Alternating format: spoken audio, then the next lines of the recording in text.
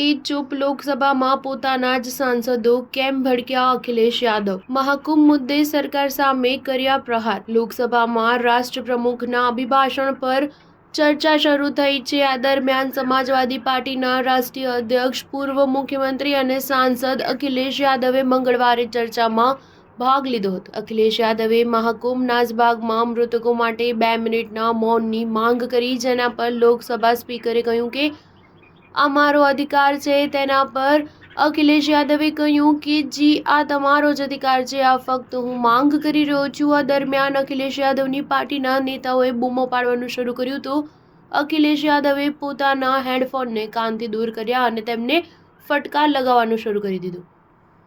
સમાજવાદી પાર્ટીના પ્રમુખ અખિલેશ યાદવે મૌનની માંગ સામે બૂમા પાડતા સાંસદોને એ ચૂપ કહીને બંધ કરાવ્યા અને બાદમાં મહાકુંભ વિશે વાત શરૂ કરી. તેમણે કહ્યું કે સરકાર સતત બજેટના આંકડા આપી રહી છે. અન્ય આંકડા આપતા પહેલા મહાકુંભમાં મૃતકોના આંકડા પણ આપી દો. હું માંગ કરું છું કે મહાકુંભની વ્યવસ્થા વિશે સ્પષ્ટીકરણ આપવા માટે ઓલ પાર્ટી મીટિંગ બોલાવવામાં આવે. મહાકુંભ ડિઝાસ્ટર મેનેજમેન્ટ અને ગુમ થયેલા મળેલા કેન્દ્રની જવાબદારી સેનાને આપવામાં આવે. આ સિવાય અખિલેશ યાદવે મહાકુંભ અકસ્માતમાં થયેલા મોત, ઇજાગ્રસ્તોની સારવાર, દવા, તબીબો, ભોજન, પાણી, પરિવહનની ઉપલબ્ધતા આંકડા રજૂ કરવામાં આવે છે.